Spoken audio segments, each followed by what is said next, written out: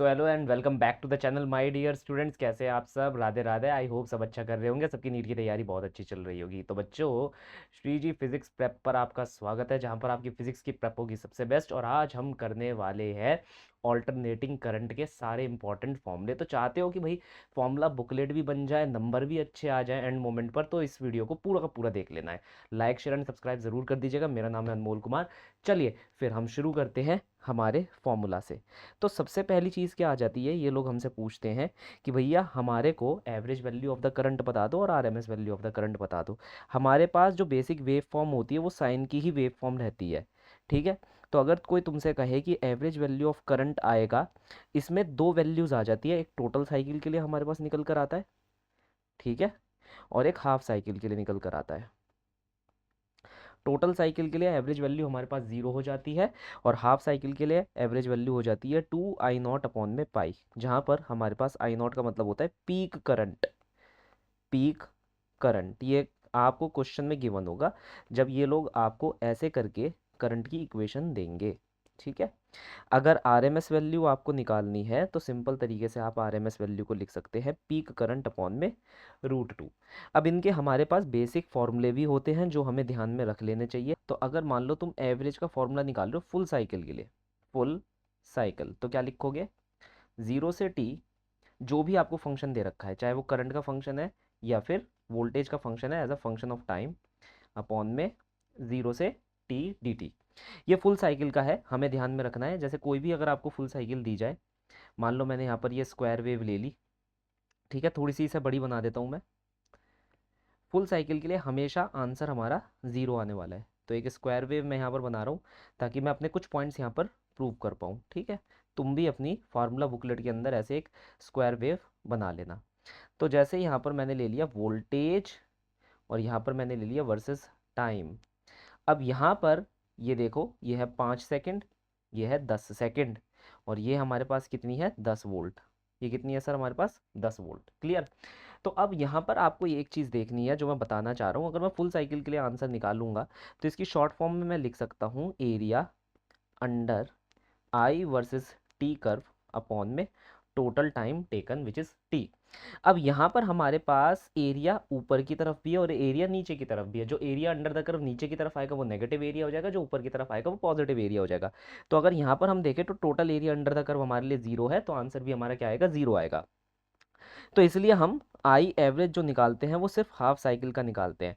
अब half cycle के लिए निकालेंगे तो कैसे निकालेंगे? हम लिखेंगे एरिया अंडर ईदर हाफ, कोई भी आधे हाफ का एरिया हम निकाल लेंगे। ठीक है। और अपॉन में टाइम t/2। अब आप एक चीज़ देखो, मान लो मैं यहाँ का ये वाला हाफ ले लेता हूँ, इसका एरिया कितना आ जाएगा? 10 × 5, तो कितना हो गया ये हमारे लिए? 50। अपॉन में हाफ टाइम हमें लेना है। हाफ टाइम हमारे पास कितना है? देखो साइकिल जो है वो 10 सेकंड के बाद वापस रिपीट करना शुरू कर देगी अपने आप को। तो साइकिल 10 सेकंड के बाद वापस रिपीट कर रही है। तो मुझे पता है हाफ टाइम कितना हो जाएगा? 5 सेकंड। तो हाफ टाइम से डिवाइड कर दूंगा तो 5, तो आंसर कितना आ गया? 10 amp. So that will be the average value itself. बाकी मैंने दूसरी तरीके से बता दिया कि एवरेज का कौन सा क्वेश्चन आप लोगों से पूछा जाएगा। अब यहाँ पर आरएमएस वैल्यू देख लो। ठीक है। मैं बेसिक डेफिनेशन पर नहीं जाऊंगा, वो फुल लेक्चर में मैं किसी दिन पढ़ाऊंगा। आरएमएस में आपके पास क्या होता है? Root mean square. ये पूरे के पूरे टाइम के लिए आपको क्या करना पड़ेगा? निकालना पड़ेगा। जो भी फंक्शन है उसका स्क्वायर कर दो और एवरेज ले लो और उसको रूट से ऐसे, जो भी फंक्शन है उसे क्या करोगे? देखो आरएमएस होता है ना, तो सबसे पहले आरएमएस रूट मीन स्क्वायर। तो तुमने यहाँ पर क्या करा? सबसे पहले रूट लिया, ये आ गया आर, फिर तुमने मीन निकाला 0 से t dt अपॉन में 0 से t dt, मीन हो गया, स्क्वायर स्क्वायर कर दिया अपने फंक्शन का, तो ये आरएमएस वैल्यू हो जाती है। इसे सीधी तरीके से हम ऐसे भी लिख सकते हैं, area under current square versus time curve upon में टोटल टाइम। ठीक है। जैसे कि अगेन हम यहाँ पर फिर से अपनी स्क्वायर वेव को लेकर चलेंगे। ये एक बहुत छोटी सी ट्रिक है जो मैं तुम्हें बता रहा हूँ, और ट्रिक भी नहीं है, ये एक तरीके से कॉमन सेंस वाली बात है। जैसे मान लो तुम्हारे पास ये एरिया अंडर द कर्व दे दिया था स्क्वायर वाला, हम इसी को लेकर चलेंगे सर। ये लो, तो ये हमारे पास वोल्टेज है और वर्सेस टाइम, और ये चलता ही रहेगा। तो ये 5 सेकंड था, ये हमारे पास 10 सेकंड था, और ये हमारे पास कितनी थी? 10 वोल्ट थी। तो तुम्हें पहले यहाँ पर आई स्क्वायर मतलब वी स्क्वायर का कर्व बनाना पड़ेगा, मतलब वोल्टेज का स्क्वायर। अब वोल्टेज 10 है, इसका स्क्वायर कर दो तो कितना हो जाएगा 100, तो 100 वोल्ट। अब जो भी नेगेटिव हाफ है वो भी ऊपर की तरफ आ जाएगा, वो भी पॉजिटिव हो जाएगा। तो हमें यहाँ पर ऐसा कर्व देखने को मिलेगा। तुम्हें सिर्फ कहाँ से कहाँ तक का टाइम चाहिए, तुम्हें वो देख लेना है। अब जैसे फॉर एग्जांपल मुझे जो चाहिए वो सिर्फ 10 सेकंड तक का टाइम चाहिए, समय को स्क्वायर नहीं करना। तो बस area under this curve will be 100 multiply 10 itself. तो कितना आ जाएगा 100 मल्टीप्लाई 10। तो मैंने यहाँ पर लिखा under root of 100 multiply 10 upon में टोटल टाइम विच इज़ 10। तो आंसर कितना आ गया हमारे पास यहाँ पर 10 एम्पियर आ गया। ये हमारी बात यहाँ पर खत्म हो गई। यही कर्व हमसे पूछे जाएंगे, इनके बारे में हमने चर्चा कर ली। अब हम चर्चा कर लेते हैं बेसिक सर्किट्स की। तो हमारे पास कौन कौन से बेसिक सर्किट हो गए, पहले तो रेजिस्टेंस ओनली सर्किट हो गया, इसलिए ध्यान से समझ लेना। जब मैं रेजिस्टेंस ओनली सर्किट हमारे एलसीआर सर्किट मतलब हमारे एसी सिस्टम में लगाता हूँ, तो मान लो मैंने यहाँ पर सोर्स ईएमएफ दे रखी है E equal to E naught sine omega t. तो यहाँ पर करंट प्रोड्यूस हो जाएगा I equal to I naught sine omega t. यहाँ पर करंट और वोल्टेज दोनों की दोनों सेम फेज में होते हैं। Current and voltage are in same phase, ये ध्यान में रखना है। आर इन सेम फेज, दोनों के दोनों सेम फेज में होते हैं। यहाँ पर मैं आप लोगों के लिए एक छोटा सा क्या है वेव डायग्राम बनाकर दिखा देता हूँ। जैसे मान लो तुमने यहाँ वोल्टेज लिखा है, यहाँ तुमने करंट लिखा, ठीक है। अगर ये हमने रेड कलर ये ऑरेंज कलर से वोल्टेज का बनाया, मतलब ये वोल्टेज का फंक्शन है, v is equal to V naught, या कह लो E is equal to E naught. E equal to E naught sine omega t. तो मुझे पता है कि मेरा जो करंट होगा वो भी सेम वेव फॉर्म को ही फॉलो करेगा, लेकिन बस वो थोड़ा सा छोटा हो जाएगा ऐसे, ये देखिए, ठीक है। तो ये हमारे पास आई नॉट की वैल्यू क्या होती है, अगर मैं यहाँ पर लिखूँ, that will be equal to E naught upon में resistance R sine omega T. आपको ध्यान में रखना है ये जो आई नॉट मैंने यहाँ लिख रखा है इसकी वैल्यू इतनी होगी। क्लियर है। अच्छा, एक छोटी सी बात और हम यहाँ पर करते हुए इसे ख़त्म करते हैं। अगर कभी भी मान लो तुमसे एक्स वाई कर्व इसका बनवा दिया जाए, ठीक है, जैसे कि ये एक्स है ये वाई, ताकि हम ये देख सकें कि कौन फेज इन फेज आउट हो रहा है। तो याद रखना ये तुम्हारे पास वोल्टेज होगी विच इज़ ई, ठीक है। और यही इसी डायरेक्शन में हमारे पास करंट भी एग्जिस्ट करेगा, इसी एक डायरेक्शन में, बस करंट हमारे पास क्या हो जाएगा थोड़ा सा छोटा हो जाएगा। तो अगर ये ई नॉट है तो ये तुम्हारे पास क्या हो जाएगा आई नॉट हो जाएगा। दोनों सेम जगह पर ही रहेंगे, फेज एंगल इन दोनों के बीच में ज़ीरो रहेगा। फिर हमारे पास दूसरा क्या हो जाता है, दूसरा हमारे पास आ जाता है C only circuit, capacitor only circuit. तो अगर इसकी कैपेसिटेंस सी है और हमने यहाँ पर सोर्स ईएमएफ प्रोवाइड कर दी E equal to E naught sine omega t, तो हमें पता है कि करंट यहाँ पर हो जाएगा I naught sine omega T plus pi by two. आपको एक चीज़ ध्यान में रखनी है, कैपेसिटर ओनली सर्किट के अंदर हमारे पास जो करंट होता है, current leads the voltage by pi by to, ये पहली चीज़ हो जाती है। दूसरी चीज़ हमारे पास यहाँ पर एक रिएक्टेंस निकल कर आती है जिसे हम कहते हैं एक्स सी, दैट इज़ 1/ओमेगा सी। इसे कहते हैं हम कैपेसिटिव रिएक्टेंस, ठीक है। अब क्या होता है, इसका कर्व हमसे पूछा जाता है, तो वो कर्व मैं यहाँ पर बना देता हूँ। ये मॉक टेस्ट फेवरेट कर्व है, मॉक टेस्ट के अंदर आएगा X C versus F, where F is the frequency of the source itself. तो ये हमें कुछ ऐसा घटता हुआ नज़र आता है, ठीक है, चांद जैसा कर्व, ये ऐसा सा कर्व हमारे पास नज़र आएगा। क्लियर है। अब यहाँ पर एक चीज़ और लिख लेना, जैसे कि यहाँ पर आई नॉट की जो वैल्यू हो जाएगी वो हो जाएगी ई नॉट अपॉन में X C, that is E naught multiply omega multiply C itself. तो ये छोटी छोटी चीज़ें हैं जो हमें कैपेसिटर ओनली सर्किट में याद रखनी है। एक वेव फॉर्म मैं और यहाँ पर बना देता हूँ, इसी जगह पर वेव फॉर्म को मैं रिसिचुएट कर देता हूँ। देखो, अगर मान लो ये मेरा ईएमएफ का कर्व है, ज़रा ध्यान से देखना, ये सोर्स ईएमएफ है, ठीक है।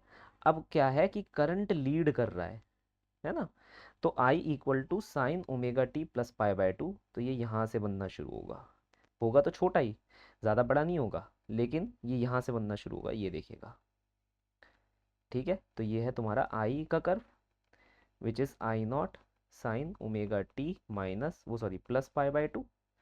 और अच्छा ये दिख नहीं रहा होगा तुम्हारे को, खैर दिख नहीं रहा तो इतना लिख कर यहाँ पर छोड़ देता हूँ। ये करंट की वैल्यू है, ठीक है, ये वाला फंक्शन है, ये वाला फंक्शन है जिसे मैंने यहाँ पर पिंक कलर से दिखाया है, और ये वाला फंक्शन है जिसे मैंने यहाँ पर ग्रीन कलर से दिखाया है, ये ई का फंक्शन है। तो ये हमारे पास हो जाता है, ये आपकी ई या कह लो आई की वैल्यू दिखाता है, और ये आपका टाइम एक्सेस हो जाता है। Simple as that. ठीक है, थोड़ा सा इस तरफ हो जाता हूँ तो अब तुम्हारे को देखने में आसानी होगी। तो ये कर्व आपको रटे रखने हैं सर, यही कर्व आपसे डायरेक्टली पूछे जाएंगे।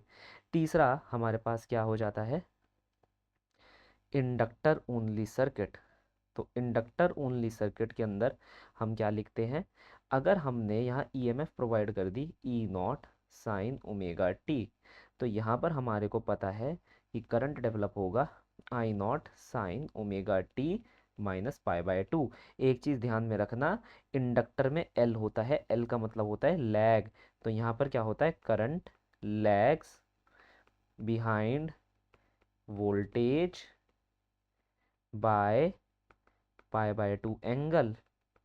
करंट यहाँ पर लैग बिहाइंड करता है by the voltage by pi by two angle.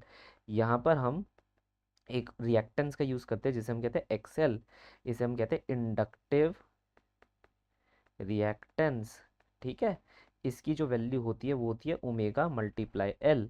इसका भी डायग्राम हमसे पूछा जाता है सर, तो इसका डायग्राम कैसे बनकर आएगा देखिए ज़रा ध्यान से।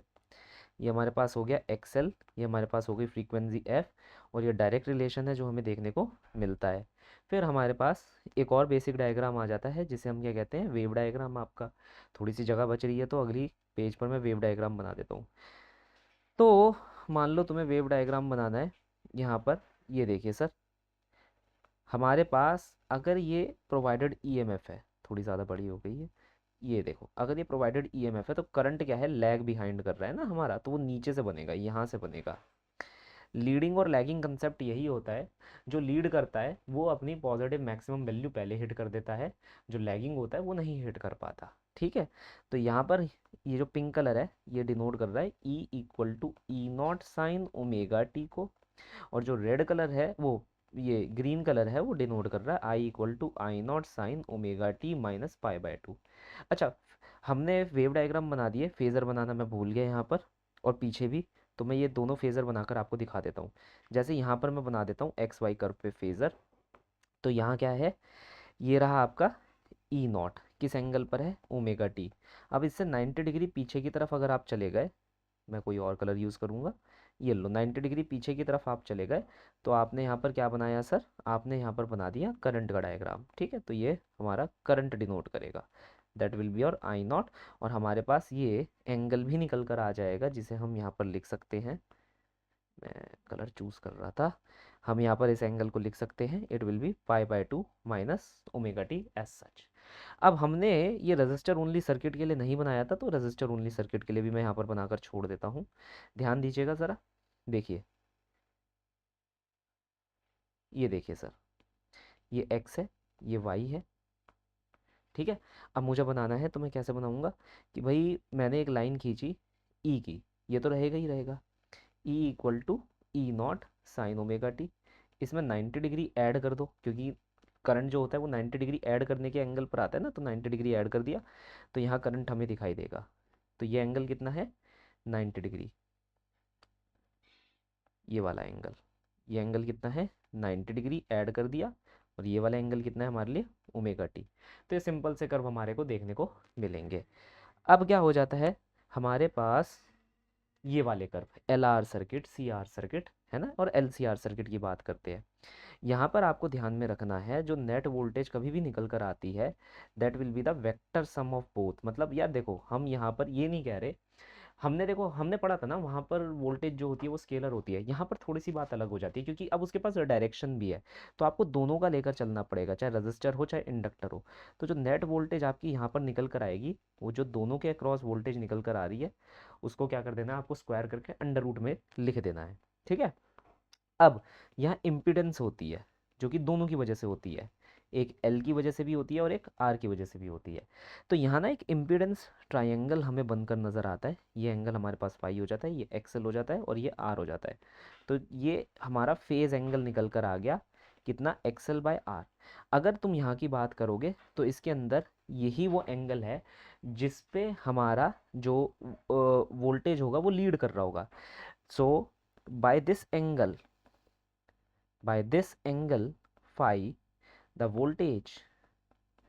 Voltage lead the current. क्योंकि ये इंडक्टर वाला सर्किट है, तो यहाँ पर जो वोल्टेज होगी वो क्या करेगी, करंट से लीड करती हुई हमें नजर आएगी, लेकिन पाई बाय 2 के एंगल पर नहीं, किसी फाई के एंगल पर। हमें ये भी ध्यान रखना है, आप ज़रा यहाँ ध्यान से देखिएगा, यहाँ वोल्टेज करंट से लीड करती हुई नज़र आएगी और यहाँ पर जो वोल्टेज होगी वो करंट के डायरेक्शन में नज़र आएगी। तो voltage across the resistance R will be in the direction of the current and voltage across the inductor is ahead of 90 degree phase by the flowing current in this circuit. तो मैं ये नीचे वाले circuit को मिटा देता हूँ, इसे हम बाद में डिस्कस करेंगे। अगर मैं यहाँ पर वैल्यू लिखता हूँ करंट की, तो वो वैल्यू मैं कैसे लिख सकता हूँ, I equal to I naught sine of omega T minus phi, ये मैं लिख सकता हूँ। जहाँ पर आई नॉट की वैल्यू मैं आराम से लिख सकता हूँ, that will be equal to E naught, अगर हम ई एम एफ ई ले रहे हैं, या फिर अगर मैं वी लेकर चल रहा हूँ जैसे यहाँ पर दिख रहा है, तो वी नॉट अपॉन में एक्सएल का होल स्क्वायर प्लस आर का होल स्क्वायर, दैट्स इट। तो ये हमारे पास पीक वैल्यूज़ आ गई। अब इसके अंदर तुमसे और क्या पूछा जा सकता है, डायग्राम वायग्राम तो इसके अंदर ज़्यादा कोई पूछा नहीं जाता क्योंकि एंगल फाई है, डायग्राम मैंने बता दिया वो पहले ही पूछे जाते हैं, बस इतना तुम्हें ध्यान में रखना है। तो क्या क्या इंपॉर्टेंट है, एक ये फॉर्मूला इंपॉर्टेंट हो गया, एक ये फॉर्मूला इंपॉर्टेंट हो गया, एक ये फॉर्मूला इंपॉर्टेंट हो गया, और एक ये फॉर्मूला इंपॉर्टेंट हो गया, और एक ये फॉर्मूला इंपॉर्टेंट हो गया। ठीक है, तो मैंने यहाँ पर बढ़ते हुए क्रम में अंदर फॉर्मूले जो इंपॉर्टेंट हैं वो मैंने यहाँ लिख दिए। अच्छा, मैं थोड़ा सा इस तरफ हो जाता हूँ ताकि तुम पूरा देख पाओ। ये हमारे पास एक सर्किट निकल कर आ गया। अब दूसरे सर्किट की बात करेंगे। कौन सा सर्किट हो जाता है हमारे पास, सी आर सर्किट हो जाता है। एल सी सर्किट भी है लेकिन वो तुम्हारे कोर्स में आता ही नहीं, तो मैं करवाऊंगा भी नहीं। तो सी आर सर्किट के अंदर अगेन आप वही सारी चीज़ें लिखेंगे। आपने कहा कि मेरे पास वोल्टेज सोर्स है, मान लो ये मेरे पास वोल्टेज सोर्स हो गया, तो इसमें क्या हो जाता है, जो करंट होता है वो एंगल फाई से लीड करता है हमारी वोल्टेज को, क्योंकि कैपेसिटेंस सर्किट है ना। अब अगर ये एंगल फाई हमें निकालना है तो हम यहाँ पर क्या लिखेंगे, it will be X C upon में R itself. X C का मतलब क्या हो जाता है हमारे पास, 1/ओमेगा सी हो जाता है, ये हमें याद है। तो यहाँ पर इम्पिडेंस कितनी निकल कर आ जाएगी, it will be equal to X C का होल स्क्वायर प्लस आर का होल स्क्वायर। ठीक है, यहाँ तक ये बात क्लियर है। अब दूसरी चीज़ हम यहाँ पर क्या लिख सकते हैं, जब हमने इतना लिख दिया, आई नॉट की value, I naught will be equal to V naught upon में Z, as simple as that. और कुछ है जो यहाँ पर से हमें दिख रहा है, हाँ एक इम्पीडेंस ट्राइंगल और मैं यहाँ पर बना सकता हूँ, तो वो तुम लोग भी बना सकते हो, कोई ऐसा फ़र्क नहीं पड़ने वाला है। इम्पीडेंस ट्राइंगल अगर तुम बनाओगे तो कुछ ऐसा देखने को मिलेगा कि ये तुम्हारे पास एक्स सी हो जाएगा, ये तुम्हारे पास रेजिस्टेंस आर हो जाएगा, ये तुम्हारे पास फाई एंगल हो जाएगा, तो ये इम्पीडेंस ट्राइंगल हो गया। अब एक चीज़ मैं यहाँ पर बता दूँ भाई, देखो अगर मान लो ये करंट है तो वोल्टेज अक्रॉस द ये कैपेसिटर सी 90 डिग्री के लैगिंग एंगल पर होगी, नीचे के एंगल पर होगी, और यहाँ पर रेजिस्टेंस आर है, तो ये दोनों सेम डायरेक्शन में होंगी। जिस डायरेक्शन में वोल्टेज है उसी डायरेक्शन में हमारा क्या रहने वाला है, करंट रहने वाला है, इसमें कोई इशू नहीं आएगा। और देख लेते हैं हम इस यहाँ पर, कोई हमारे को और चीज़ की ज़रूरत है नहीं, बस जितना लिखना था उतना हमने लिख दिया। हाँ, बस एक चीज़ जो इम्पोर्टेंट है वो शायद मैं लिखना भूल गया, कि यहाँ पर हमें लिखना है here in this circuit, here in this circuit the voltage lag by angle phi by current. ठीक है, जो वोल्टेज होगी वो फाई एंगल से करंट से क्या कर जाएगी, लैग कर जाएगी। इतना हमें ध्यान में रखना है। अगला है हमारे पास L C R circuit. Okay, एक और चीज़ सॉरी सॉरी सॉरी, एक चीज़ और, अगर मान लो नेट वोल्टेज तुम्हें निकालनी है तो it will be V C square plus V across the R का होल स्क्वायर। ये इंपॉर्टेंट था इसलिए मैंने यहाँ पर लिख कर छोड़ दिया। ओके, यहाँ पर भी हम यहीं से शुरू करेंगे, V net will be equal to, अब ध्यान से देखना ये दो फाइटिंग कंपोनेंट हो जाते हैं, एल सी आर को तो कोई फर्क ही नहीं पड़ता, तो ये हो जाएगा V L minus V C का होल स्क्वायर प्लस आर का होल स्क्वायर। अगर वी एल बढ़ा है तो V L minus V C कर देना, वी सी बढ़ा है तो V C minus V L कर देना, मैटर नहीं करता, कोई फर्क भी नहीं पड़ने वाला हमारे पास। इंपिडेंस की वैल्यू हमारे पास कितनी निकल कर आ जाएगी, it will be X L minus X C का होल स्क्वायर प्लस आर का होल स्क्वायर। टेन फाई की वैल्यू यहाँ पर कितनी निकल कर आ जाएगी, यहाँ पर दो टेन फाई की वैल्यू आ सकती है, या तो XL minus X C upon में आर आ सकती है, या फिर एक्स सी माइनस एक्सएल अपॉन में आर आ सकती है। तो अगर तुम्हारे पास XL minus X C upon में आर आ रहा है तो क्या है, इंडक्टर डोमिनेंट सर्किट है, और अगर एक्स सी माइनस एक्सएल अपॉन में आर आ रहा है तो कैपेसिटर डोमिनेंट सर्किट है। ये कैप डोमिनेंट सर्किट हो गया। और ऊपर क्या आ रहा है आपका इंडक्टर डोमिनेंट सर्किट। ठीक है, अब इसके अंतर्गत क्या होता है, देखो अगर तुम देखोगे ये फाइटिंग कंपोनेंट क्यों है, जैसे ये वी एल हो गया, ये वी सी हो गया, और ये हमारे पास क्या हो गया, वी आर हो गया। ठीक है, तो ये मेन चीज़ हो जाती है। अब अगर हम इसे बॉयल डाउन करने की कोशिश करते हैं कि भाई कौन बड़ा है और कौन छोटा है, तो हम इसे ऐसे लिख देते हैं। अगर मान लो एल बड़ा हो जाता है तो वी एल माइनस वी सी, और ये हमारे पास क्या हो जाता है, वी आर हो जाता है। As simple as that. बाकी फिर इसके बाद हम टेन फाई की वैल्यू यहाँ पर निकाल सकते हैं, जो कि हमने यहाँ पर निकाल कर देख ली है ना। ये हमारे पास क्या हो जाती है, टोटल इम्पिडेंस हो जाती है। इसके अलावा यहाँ पर और हमसे ज़्यादा पूछा ही क्या जाएगा। अगर कोई तुमसे पूछ रहा है कि भैया वोल्टेज और करंट के बीच में जो एंगल बन रहा है वो कितना लीडिंग और लैगिंग एंगल हो रहा है, वो हम यहाँ पर से निकाल सकते हैं और देख भी सकते हैं। भाई अगर इंडक्टर डोमिनेंट सर्किट हो जाएगा तो लैग कर जाएगी हमारी करंट, और अगर कैपेसिटर डोमिनेंट हो जाएगा तो लीड कर जाएगी। तो अगर इंडक्टर डोमिनेंट हो जाए, ध्यान रखना, अगर इंडक्टर डोमिनेंट हो जाएगा, इन the case of inductor dominant, current will lag, current will lag, ये तो सिंपल सी बात है। और अगर हमारे पास कैपेसिटर डोमिनेंट हो जाएगा, तो in the case of capacitor dominant the current will lead, तो हम क्या कहेंगे, current will lead. As simple as that. इतना हमारे को सर हर बार ध्यान में रखना है। इम्पीडेंस ट्रायंगल भी बना सकते हो, मैं सिर्फ और सिर्फ इम्पीडेंस ट्रायंगल जो यहाँ बना रहा हूँ वो इंडक्टर डोमिनेंट सर्किट का बना रहा हूँ, उसका थोड़ा सा ध्यान दे लेना। तो ये हो जाएगा एक्सएल माइनस एक्सी, ये हो जाएगा आर, एंड ये हो जाएगा हमारा फाइव। ठीक, बस इतना आपको ध्यान में रखना है। अब एक काम करते हैं, मेरे दिमाग में कुछ तो आ रहा है लेकिन फंस रहा है वो इस वक्त, चलो जाने दो। इतना पढ़ने के बाद पावर पढ़ लेते हैं हम। पावर कैसे निकालते हैं फिर, जो भी उसे क्या कहते हैं, रेजोनेंस वगैरह, उसके बारे में समझेंगे। इंस्टेंटेनियस पावर का तो मतलब ये हो गया, instantaneous current multiply instantaneous voltage, that is I naught sine omega T plus minus five, and यहाँ पर हम क्या लिखेंगे, V naught sine omega t. ये तो सिंपल सी बात हो गई। अब कोई सा भी सर्किट होगा उसके हिसाब से हमारे को यहाँ पर लगाना होगा। प्लस माइनस फाइव मैंने इसलिए लगा रखा है फॉर ऑब्वियस रीजन, कभी लैग भी कर सकता है, लीड भी कर सकता है, वो एक बात अलग हो जाती है। हमें मेन फॉर्मूला यहाँ से आता है। तो नीट में ध्यान रखना, इन लोगों का फेवरेट है ये, यहाँ से 100% क्वेश्चन आएगा। क्या आंसर होता है, I R M S V R M S cos phi. ठीक है, अब वर्चुअल पावर लिखोगे तुम सिर्फ और सिर्फ I R M S V R M S. ये मॉक टेस्ट में आता है आपका, ये वाला पार्ट मॉक टेस्ट में आता है, क्योंकि उन्हें पता है कि भाई बच्चे को एवरेज पावर का पता है, वो हर बार से ये फॉर्मूला रट रहा है। तो हम क्या पूछेंगे, हम मॉक टेस्ट वाला पूछेंगे, that is I R M S V R M S. बस इतना आपको ध्यान में रखना है। अब पावर फैक्टर की बात कर लेते हैं यहाँ पर, मतलब ये जो कॉस फाई की वैल्यू थी इसे हम पावर फैक्टर कहते हैं, कॉस फाई को ही पावर फैक्टर कहते हैं। अगर हमारे पास सी ओनली सर्किट रहता है तो हम यहाँ पर क्या लिखेंगे, देखो इसमें एवरेज पावर की भी एक बात हो जाती है। तो एवरेज पावर बहुत इंपॉर्टेंट है, ये दो पॉइंट इंपॉर्टेंट है, पहले मैं इन्हीं के बारे में डिस्कस करूंगा। एक ये डायरेक्ट क्वेश्चन आएगा, और एक ये वाला इंपॉर्टेंट पॉइंट, इसमें भी डायरेक्ट क्वेश्चन आएगा हमारे पास। तो अगर तुमसे कोई कह रहा है एवरेज पावर निकालो, तो इसके लिए भी हमारे पास एवरेज पावर कितनी हो जाती है सर, जीरो हो जाती है। और दूसरे केस के लिए भी, मतलब इंडक्टर ओनली सर्किट और कैपेसिटर ओनली सर्किट के लिए एवरेज पावर हमेशा ही जीरो होगी। लेकिन अगर हम रजिस्टर ओनली सर्किट को देखकर चल रहे हैं, ये वाले रजिस्टर ओनली सर्किट को, तो इसमें हम क्या कह सकते हैं कि हमारे पास जो एवरेज पावर होगी वो मैक्सिमम हो जाएगी, मतलब it will be V R M S multiply I R M S. तो इसमें होगी सिर्फ I R M S V R M S. यहाँ तक ये बात क्लियर, मैं थोड़ा सा साइड हट जाता हूँ, तो ये आप नोट कर लेना।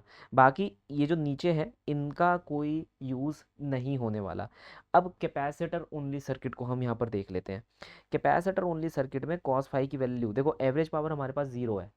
एवरेज पावर अगर हमारे पास जीरो है तो यहाँ पर कॉस फाई की वैल्यू कितनी है, जीरो, इसकी वजह से ये जीरो है। तो यहाँ पर भी, इसमें भी ये कितनी हो जाती है, जीरो। लेकिन अगर रजिस्टर ओनली सर्किट के लिए देखा जाए तो इसकी वैल्यू कितनी हो जाती है, वन। तो हमारे लिए इंपॉर्टेंट कौन सा केस है, हमारे लिए इंपॉर्टेंट मॉक टेस्ट के लिए और नीट के लिए ये वाला केस है। यहाँ ये केस इंपॉर्टेंट है और यहाँ पर ये दो केस हमारे लिए इंपॉर्टेंट हो जाते हैं। ठीक है, फिर आर एल सर्किट की अगर हम बात कर रहे हैं तो ये तो सिंपल तरीके से मैं लिख सकता हूँ, कॉस फाई आर अपॉन में XL square plus R square. ठीक है, आर सी आर अपॉन में under root of X C square plus R square. L C R के लिए cos phi will be equal to, जो हमने impedance triangle थोड़ी देर पहले पीछे बनाया था, यहाँ पर ये हो जाएगा आर, ये तो हो गया आर, और ये हो जाएगा z, और z की वैल्यू अभी अभी हमने यहाँ से निकाली है, तो यही का हम यूज़ करेंगे।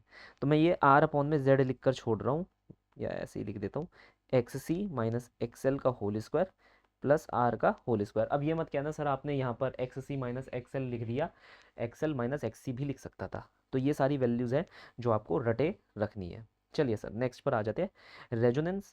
तो रेजोनेंस के अंदर कुछ कंडीशन मीट होती है, जैसे पहली कंडीशन होती है एक्सएल एक्स सी के बराबर हो जाना, दूसरी कंडीशन हो जाती है हमारे पास वी सी वी एल के बराबर हो जाना, तीसरी कंडीशन हो जाती है हमारे पास कॉस फाई की वैल्यू जो होती है वो 1 हो जाती है, ठीक है हमारे पास, दैट इज़ फाई की वैल्यू जो होती है वो 0 डिग्री हो जाती है। चौथी कंडीशन जेड की वैल्यू मिनिमम हो जाती है, दैट इज़ रेजिस्टेंस हमारे पास आता है। पांचवी वैल्यू करंट हमारे पास क्या हो जाता है, मैक्सिमम हो जाता है। तो ये 5 ऐसी कंडीशन है जो हमें याद होनी चाहिए। हमें ये भी ध्यान रखना है कि ओमेगा की वैल्यू यहाँ पर कितनी हो जाती है, 1/LC हो जाती है। आपको ये चीज़ भी ध्यान रखनी है कि रीसेंट मॉक टेस्ट के अंदर ये ज़रूर पूछा जा रहा है कि इन दोनों की यूनिट्स आपको बतानी है, तो सेकेंड हो जाती है, ठीक है। अगर फ्रीक्वेंसी मुझे निकालनी है तो 1/2 pi under root of LC में लिख कर छोड़ दूंगा, that will be the resonating frequency itself. ये सारी चीज़ें मैंने यहाँ पर लिख दी। अब इसके बाद हम थोड़ी सी चर्चा करेंगे किसकी, Z वर्सेस F कर्व की। अब आप देखिए इम्पिडेंस वर्सेस फ्रीक्वेंसी कर्व को, इम्पिडेंस वर्सेस फ्रीक्वेंसी, ये कर्व जो होगा थोड़ा सा ये आपको ऐसा ऊट पटांग सा कर्व देखने को मिलेगा। यहाँ पर मैं कुछ ग्राफिक्स का यूज़ करूँगा और आपको चीज़ें बताने की कोशिश करूँगा। देखो ये पॉइंट को देख रहे हो, इसे हम कहते हैं रेजोनेटिंग फ्रीक्वेंसी का पॉइंट। इस पॉइंट पे हमारे z की वैल्यू मिनिमम हो जाती है, r के बराबर हो जाती है। अगर तुम इस पॉइंट से थोड़ा सा पहले जाने की कोशिश करोगे, मैं इस लाइन को ऊपर की तरफ वापस खींचता हूँ, थोड़ा सा पहले मतलब इस एरिया की अगर तुम बात कर रहे हो तो ये कहते हैं हम इसे कैपेसिटर डोमिनेंट सर्किट, क्योंकि यहाँ पर फ्रीक्वेंसी की वैल्यू बहुत ज़्यादा कम होती है जिसकी वजह से कैपेसिटर डोमिनेट कर जाता है। और इसके आगे वाले एरिया को हम कहते हैं इंडक्टर डोमिनेंट सर्किट, ठीक है, ये वाला एरिया होता है इंडक्टर डोमिनेंट सर्किट, क्योंकि जैसे जैसे फ्रीक्वेंसी बढ़ती है जो XL की वैल्यू है वो बढ़ती जाती है और XC की वैल्यू कम होती जाती है, तो यहाँ इंडक्टर डोमिनेट कर लेता है। ये आपने ये कर्व बना लिया तो अच्छी बात है। चलो ठीक है, इतना काफ़ी है हमारे लिए। अगर कुछ मुझे याद आ जाएगा तो मैं बाद में लिखवा दूंगा, मेरा ऐसे ही रहता है, मुझे खुद नहीं पता चलता कि कब मैं क्या लिखवाने वाला होता हूँ, तो उसके लिए मैं आप लोगों से क्षमा याचना चाहूँगा। अब इसने कहा करंट वर्सेस ओमेगा का कर्व बनाना है, ये बहुत ही इंपॉर्टेंट कर्व हो जाता है मेरे पास। ये देखो, यह जो वैल्यू आप देख रहे हो, this is the value of maximum current and it is only achievable at the time of the resonance itself. ये कब अचीवेबल होता है, जब रेजोनेंस हम अचीव कर लेते हैं। तो इसे आप लिखोगे ओमेगा आर। यहाँ पर आपको मैक्सिमम पावर देखने को मिलती है इन योर सर्किट। अब मैं एक नीचे पॉइंट ले रहा हूँ, जस्ट ये थोड़ा सा नीचे पॉइंट है। यहाँ पर जो पावर हो रही होती है वो होती है एवरेज पावर डिवाइडेड बाय 2, ठीक है, वो सॉरी एवरेज पावर कह रहा हूँ, maximum power divided by 2, average power गलती से लिख दिया। It will be equal to half of the maximum power. This point is half of the maximum power. इस पॉइंट मतलब हम स्पेसिफिकली देखो, ये मैंने नहीं कहा, ये कोई ये भी नहीं है कि इसकी कोई डेरिवेशन है कि आप half of the maximum power वाला ही पॉइंट लोगे। ये सब ये जो लोग काम करते हैं ना इलेक्ट्रॉनिक्स के अंदर, जो इंजीनियर वगैरह हैं, उन लोगों ने ये पॉइंट डिसाइड करा कि हम ये पॉइंट लेना चाहेंगे जहाँ पर पावर की खपत मैक्सिमम की आधी हो रही हो। तो उन्होंने यहाँ पर वैल्यू निकाली, तो करंट की जो वैल्यू आ रही थी वो आ रही थी आई मैक्स अपॉन में √2, सिंपल एज दैट। यहाँ पर इसने ना दो फ्रीक्वेंसियाँ मिली इन लोग को, यहाँ दो फ्रीक्वेंसियाँ मिली, एक ये वाली फ्रीक्वेंसी मिली हमारे को और एक ये वाली फ्रीक्वेंसी मिली हमारे को। तो इस फ्रीक्वेंसी को हमने नाम दिया F1 और इस फ्रीक्वेंसी को हमने नाम दिया F2। तो यहाँ पर बैंडविड्थ हमारे पास निकल कर आ गई। तुम इसे डेल्टा ओमेगा भी लिख सकते हो, डेल्टा F भी लिख सकते हो, ठीक है। तो इसे मैं ओमेगा 1 और ओमेगा 2 लिखता हूँ, जो कि सबसे ज़्यादा यूज़फुल होता है, ये ओमेगा 1 ओमेगा 2। तो हम इसे लिखते हैं ओमेगा 2 माइनस ओमेगा 1। अब इसकी कितनी वैल्यू होती है, इसकी वैल्यू होती है R/2L। कई कई किताबों में R/L भी दे रखी है और कई कई किताबों में R/2L भी दे रखी है। मैं R/2L लूंगा क्योंकि नीट का PYQ था, उसी के अंदर यही यूज़ हो रही थी, है ना, इसलिए मैं ये ले रहा हूँ। फिर हमारे पास आ जाता है क्वालिटी फैक्टर। क्वालिटी फैक्टर क्या होता है, ये शार्पनेस बताता है किसकी, हमारे रेजोनेंस की। मतलब ये जो कर्व मैंने यहाँ पर बनाया है ये रेजोनेंस में यूज़ होने वाला कर्व है, तो ये चीज़ बताता है शार्पनेस ऑफ रेजोनेंस। तो यहाँ पर मुझसे पूछा किसी ने कि सर क्वालिटी फैक्टर की जो फार्मूला होता है, आप क्वालिटी फैक्टर का फार्मूला लिख दीजिए। तो मैंने लिखा 2 पाई।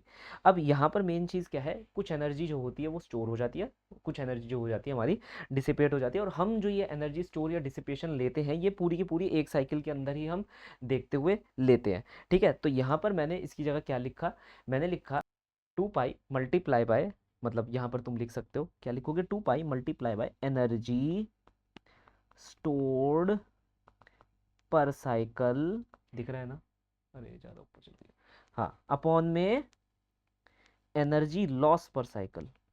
यार ये ऊपर भेजो, ये आता रहेगा, एनर्जी लॉस पर साइकिल। और यहाँ पर अगर हम बात कर रहे हैं ना, तो एक चीज़ ध्यान में रखिएगा, हम बात कर रहे हैं मैक्सिमम एनर्जी की। किसकी? मैक्स, बिल्कुल टोटल मैक्सिमम एनर्जी की हम बात कर रहे हैं। तो ये हमारे पास फार्मूला हो गया। और एक और फार्मूला है, तुम्हें बस यही ध्यान में रखना है। ये फॉर्मूला ये समझ लो, मैं रात के 2 बजे भी तुम्हारे घर पर आऊँ ना, तो ये मत समझना चोर आ गया तुम्हारे घर पे, नहीं, वो मैं हूँगा। ठीक है, हाँ, मगर ऐसा भी नहीं है कि भाई घोड़े बेचकर सोते रहना है कि अरे ये तो अनमोल सर ही होंगे, पता चला चोर आ गया, चोरी करके चला गया। खैर, अगर तुम दोनों केसेस में तुम्हें अलर्ट रहना है, क्योंकि मैं आऊँगा तो मैं पूछूंगा रात को 2 बजे, भैया ये बता क्वालिटी फैक्टर का फॉर्मूला क्या होता है, तो तुम्हें बोलना पड़ेगा सर ये वाला फॉर्मूला होता है। ठीक है, चोर आ गया तो जगकर पुलिस को कॉल करना पड़ेगा, या फिर चोर को पकड़ के पेल देना, वो तुम्हारी अपनी मर्जी है, तुम्हारे अपने सामर्थ्य के ऊपर है। अगर तुमने बहुत ज़्यादा गेम खेले हैं तो तुम सोच लोगे कि भैया यही वो मौका है जिस मौके के लिए मैं आज तक तैयार था।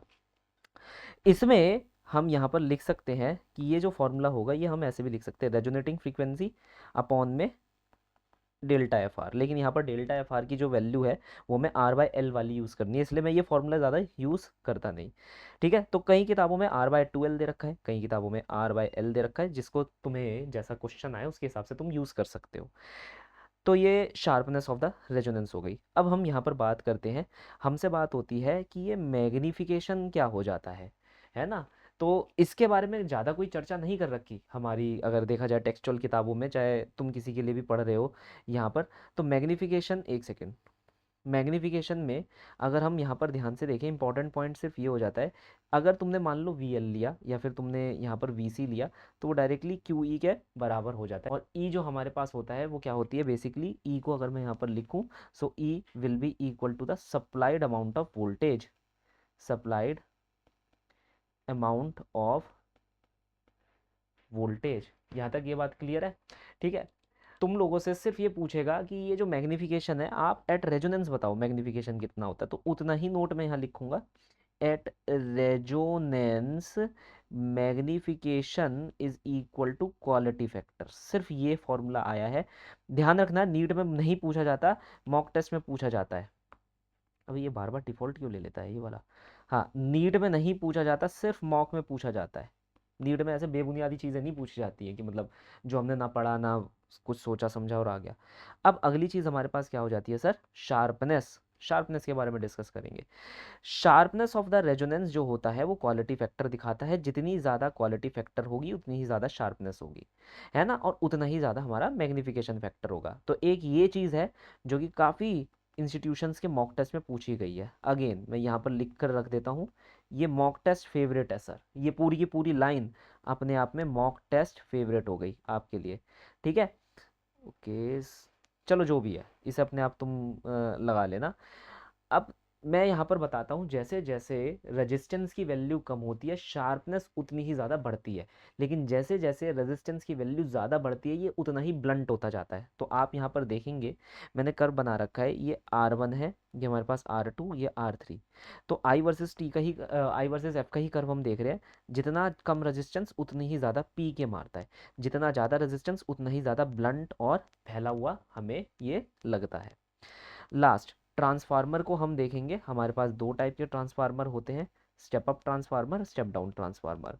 ठीक है, मैं यहाँ पर मेन इस चीज़ पर आ जाता हूँ। पहला काम है कि भैया लॉसेस को पढ़ लो, तुम्हारे पास ज़्यादातर 2 लॉसेस से वो आता है, सवाल आता है। एक तो कॉपर लॉस की वजह से, और एक तुम्हारे पास एडी करंट लॉस होता है, मतलब एक हीटिंग इफेक्ट का करंट लॉस होता है, और दूसरा कॉपर लॉस होता है।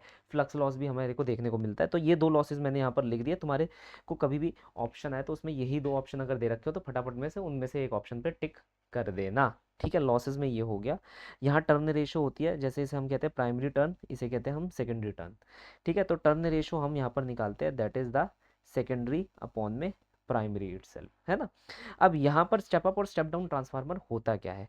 स्टेप अप ट्रांसफार्मर का मतलब ये हो जाता है कि भैया जो प्रोवाइडेड वोल्टेज है, हमने कुछ सप्लाई करी भाई, यहाँ पर से मान लो कोई संस्थान है जैसे BSES है, जो बिजली विभाग है, ठीक है, वो बिजली देता है और तुम्हारे घर यहाँ पर लगे हुए हैं, है ना। तो क्या होता है, हमें उस बिजली की ज़रूरत नहीं है, अगर उतनी बिजली हमारे घर में आ जाएगी तो घर बिल्कुल चिकन तंदूरी की तरह फूक जाएगा। ठीक है, तो हमारे को वैसी बिजली की कोई ज़रूरत नहीं पड़ती है, उतनी बिजली की कोई ज़रूरत नहीं है, सब घरों को ज़रूरत है। तो ये क्या करता है कि जो आने वाली बिजली है उसको तोड़ देता है, छोटे छोटे पार्ट्स में क्या कर देता है, तोड़ देता है। तो जैसे कोई बोले step up transformer, step up transformer में क्या होता है, इनकमिंग वोल्टेज को बढ़ा देता है। मैं यही लिख दूं, वोल्टेज इंक्रीज हो जाती है एंड करंट डिक्रीज हो जाता है, ये इसका सिंपल सा रूल हो जाता है। ऐसी स्टेप डाउन ट्रांसफार्मर के अंदर क्या होता है, स्टेप डाउन ट्रांसफार्मर के अंदर वोल्टेज को बढ़ा दिया जाता है, करंट को घटा दिया जाता है। ठीक है, ओ सॉरी उल्टा लिख दिया मैंने, वोल्टेज को घटा दिया जाता है और करंट को बढ़ा दिया जाता है, ये होता है स्टेप डाउन ट्रांसफार्मर। और ये सब कुछ ये टर्न रेशो करती है। यहाँ पर मैं तुम्हें ट्रांसफार्मर की इक्वेशन लिखकर बता देता हूँ। तुमने लिखा सेकेंडरी अपॉन में प्राइमरी, ये भी हो जाएगा सेकेंडरी अपॉन में प्राइमरी, और ये हो जाएगा प्राइमरी अपॉन में सेकेंडरी। क्लियर है? तो यहाँ पर हमने क्या करा, हमने ये देखा जैसे जैसे number of turns eight secondary बढ़ते रहेंगे, अगर number of turn eight secondary is greater than number of turn eight primary, तो इसकी वजह से क्या होगा, सेकेंडरी वोल्टेज प्राइमरी से ज़्यादा हो जाएगी। तो हम इसे क्या बोलना पसंद करेंगे, हम इसे स्टेप अप ट्रांसफार्मर बोलना पसंद करेंगे। This is what step up transformer, है ना। सिमिलरली दूसरा केस हमारा क्या कहलाएगा, स्टेप डाउन ट्रांसफार्मर कहलाएगा। अब जैसे हमने स्टेप अप और स्टेप डाउन की बातें करी है, ऐसे ही हमारे पास एक और चीज़ हो जाती है, उसे ध्यान में रख लेना, लास्ट चीज़ है, उसके बाद ये ख़त्म। हमारे पास एक होता है जिसे हम कहते हैं आइडियल ट्रांसफार्मर, और एक होता है नॉन आइडियल ट्रांसफार्मर, मतलब जो रियल ट्रांसफार्मर होता है नॉन आइडियल, जिसके अंदर ये कॉपर लॉस हीटिंग इफेक्ट होते हैं। मतलब कॉपर मतलब जूल्स लॉ ऑफ हीटिंग की वजह से जो लॉसेज आते हैं, क्योंकि यार देखो ऐसा तो है नहीं ना कि कॉपर भी हीट नहीं करेगा, कोई कॉपर दुनिया का वो थोड़ी ना है, सोने का ट्रांसफार्मर थोड़ी ना बना है, हमारा रेजिस्टेंस तो प्रोवाइड कर रहे हैं ना, तो joules law of heating effect copper loss में आ जाता है। और एडी करंट लॉस का तो तुम्हारे को पता ही है, खैर तुम्हारे में एडी करंट है भी नहीं तो क्या बताना, बस ध्यान रखना एडी करंट लॉस कुछ होता है। तो नॉन आइडियल ट्रांसफार्मर। अब आइडियल ट्रांसफार्मर में क्या होता है, जो इनपुट पावर होती है वही आउटपुट होती है, दैट इज एफिशिएंसी इज 100%। ठीक है, लेकिन यहाँ पर इनपुट पावर जो होती है वो non equal to output power होती है, तो एफिशिएंसी आ जाती है output power input power multiply 100। इसके ऊपर 100% क्वेश्चन आएगा, 100% यहाँ पर से क्वेश्चन तुम यहाँ पर से एक्सपेक्ट कर सकते हो। ठीक है, ये कुछ थियोरेटिकल बातें आप लोग नोट कर सकते हैं, मैं अपने आप को स्क्रीन पे से गायब कर दूंगा, आप लोग को बस पॉज करना है और इस चीज़ को नोट आउट करना है। ठीक है, नोट करना स्टार्ट करो, स्क्रीन को पॉज कर लो, अपना इसकी स्क्रीनशॉट ले लो अगर आप लोग चाहते हो तो। ठीक है, मैं धीरे धीरे नीचे कर देता हूँ, ये दूसरा पेज है, ये मेरे पास पहला पेज है, एंड देन एक ये चीज़ हो गई। प्लीज़ आप लोग इसे नोट कर लीजिए, थैंक यू। तो बस आज के लिए बच्चों इतना ही, will meet you in the next lecture, like share and subscribe कर दीजिएगा, बाकी के जो पिछले लेक्चर्स हैं उनकी आप फार्मूला बुकलेट देख लीजिएगा और फार्मूला बुकलेट बना लीजिएगा। Will meet you in the next section, comment करते रहिएगा, थैंक यू।